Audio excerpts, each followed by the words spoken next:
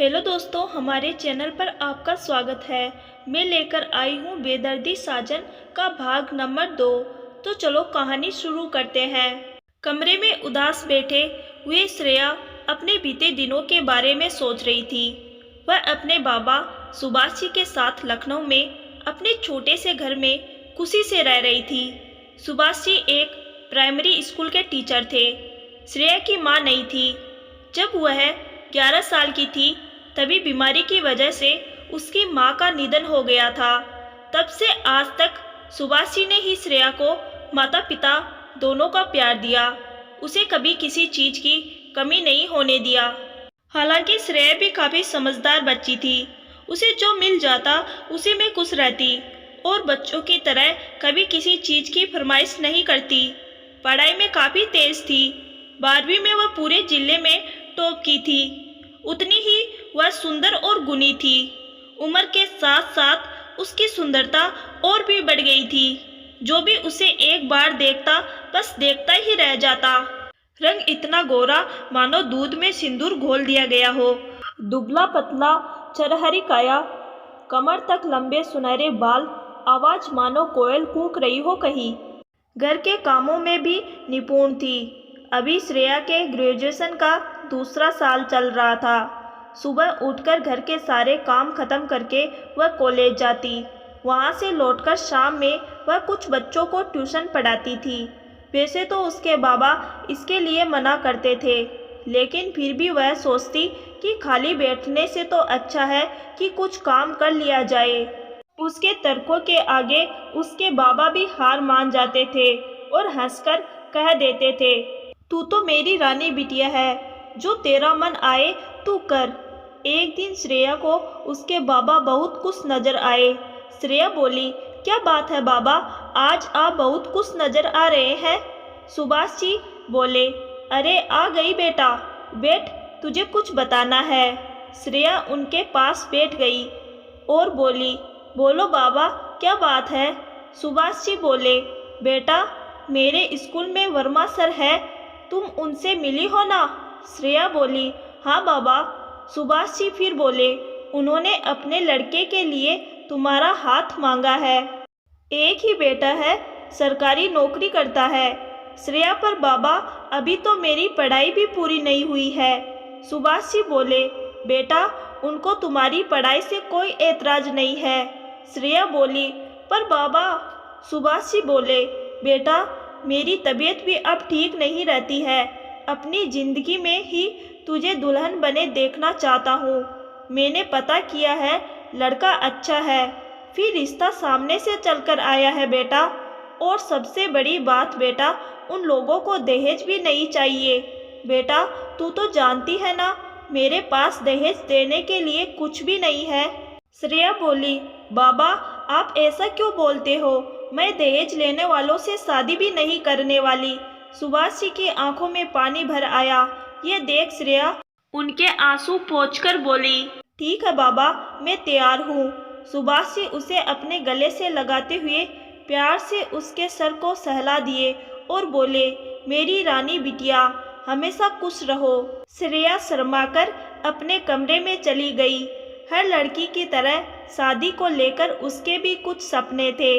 बचपन में माँ उसे कहा करती थी कि एक दिन घोड़े पर सवार होकर उसका राजकुमार आएगा और उसे अपने साथ ले जाएगा। वो आंखें बंद करके उस पल को सोचने लगती है जब उसका राजकुमार उसे लेने आएगा। वो उठकर अपने अलमारी से एक डायरी निकालती है। उस डायरी के कवर पेज पर राधा कृष्ण जी की सुंदर सी तस्वीर थी। वैसे तो उसे डायरी लिखने का कोई शौक नहीं था, पर जब उसने वह तस्वीर देखी तो उसे खरीदने से खुद को रोक नहीं पाई थी। उसने डायरी खोला और उसके पहले पेज पर सुंदर अक्षरों में लिखा, मेरा साजन। उसने तय किया कि अपनी शादी से रिलेटेड यादगार पलों को वह इसमें लिखेगी। सुभाष जी शादी की तैयारी शुरू कर देते हैं। उनके घर में कोई औरत नहीं थी, तो उन्होंने अपने गांव से अपनी एक दूर की बहन को बुलवा लिया। आज शादी का दिन था। सुभाष जी ने दिल्ली में रहने वाले अपने दोस्त महेंद्र प्रताप सिंह को भी सपरिवार बुलाया था। महेंद्र और सुभाष जी बचपन के मित्र थे। बड़े होने पर महेंद्र जी दिल्ली जाकर अपना बिजनेस शुरू किए और फिर वहीं बस गए। सुभाष जी यही लखनऊ में ही रह गए। महेंद्र जी की पत्नी सुलोचना जी सुलझी विचारों वाली औरत थी। उनके 2 बेटे थे, मयंक और आयुष। वे लोग भी आज आने वाले थे। श्रेया बेसब्री से उनका इंतजार कर रही थी।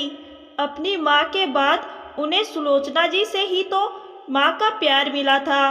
वे लोग हर साल कुछ समय के लिए लखनऊ आते थे, छुट्टियाँ बिताने के लिए। हर बार उनके साथ आयुष आता था। हम उम्र होने के कारण श्रेया और आयुष में खूब पड़ता था। दोनों बहुत अच्छे दोस्त थे।